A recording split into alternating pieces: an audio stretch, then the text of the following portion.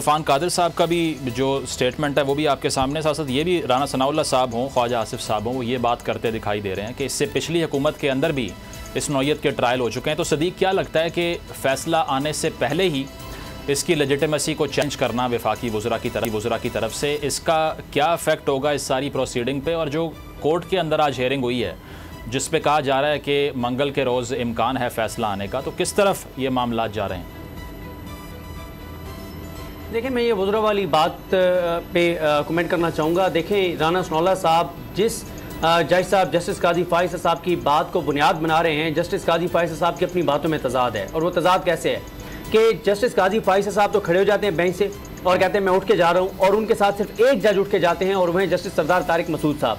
अच्छा, जस्टिस सरदार तारिक मसूद साहब के बारे में काजी फाइज़ साहब ये कहते हैं कि सरदार तारिक मसूद साहब ने ये डिसाइड किया हुआ है कि जस्टिस सरदार तारिक मसूद आम केसेस सुनेंगे, 184(3) के केसेस नहीं सुनेंगे। जैसे मैं तो कोई भी केस नहीं सुन रहा 2 माह से, 2.5 माह से, लेकिन सरदार तारिक मसूद साहब ने 1 हफ्ता पहले ही 184(3) का जो पनामा का केस है वो सुना है, उसके ऊपर ऑर्डर भी जारी किया है। पहली तो ये बात गलत साबित हो गई काजी फाइज़ साहब की। दूसरी बात यह है कि अगर इस बेंच से काजी फाइज़ साहब और सरदार तारिक मसूद साहब उठ कर गए हैं तो यह बात जहन में रखनी चाहिए कि बाकी जो 7 जजेस हैं वो उठ के नहीं गए, नंबर 1।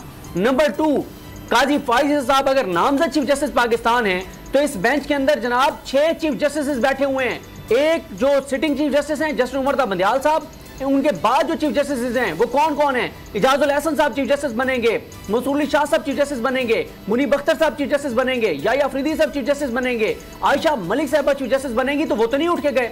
इसके अलावा काजी फाइज़ साहब ने जो अपना एक मौकफ लिया है कि जनाब ये हलफ की खिलाफ वर्जी होगी, जो हमने एज ए जज हलफ लिया है उसकी खिलाफ वर्जी होगी कि अगर कोई बेंच में बैठता है तो इसका मतलब क्या है कि काजी साहब तो माशाल्लाह बहुत बड़े, वैसे भी जज हैं, बड़े जज हैं, वो तो हलफ की कोई खिलाफ वर्जी नहीं कर रहे।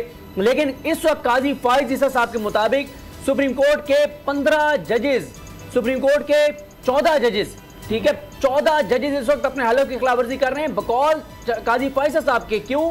क्योंकि वो 14 के 14 जजेस जो हैं वो इस वक्त बेंचेस में बैठ रहे हैं, काजी फाइज़ साहब नहीं बैठ रहे। तो ये तो काजी फाइज़ साहब का बहुत बड़ा इल्जाम है जजेस के ऊपर। ये इल्जाम अतर मिनल्ला साहब पर भी है, ये इल्जाम मंसूर अली शाह साहब के ऊपर भी है, ये इल्जाम डायरेक्टली कह चुके हैं कि ये कोर्ट ही नहीं है, ये बेंच ही ठीक नहीं है, प्रैक्टिस एंड प्रोसीजर बिल को बेस बना के वो ये बात कर रहे हैं। ये वाली बात नहीं, नहीं ये वाली बात नहीं।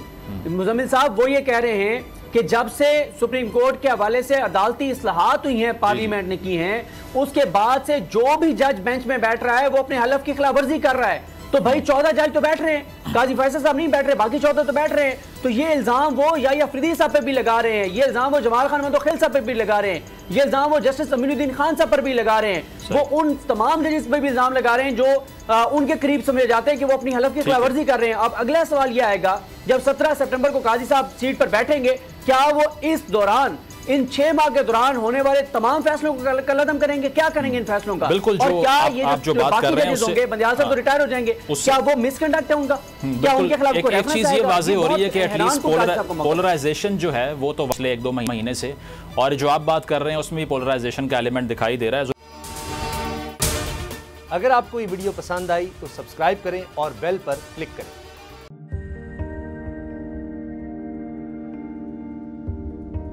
कैसे कैसे सितारे डूब गए, खूबसूरत नजारे डूब गए, ख्वाबों के सभी किनारे छूट गए, गमजदा दुख के मारे डूब गए।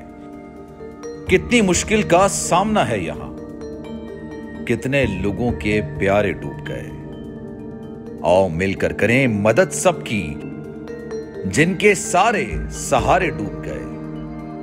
आजमाइश में मिलकर एक हुए, नफरतों के इशारे डूब गए, कितने प्यारे हमारे डूब गए। कौमी सानहे की सूरत हाल से लम्हा बलम्हा बोल रखेगा बाखबर, गम की इस घड़ी में बोल तारकीने वतन के अहले खाना के साथ खड़ा है।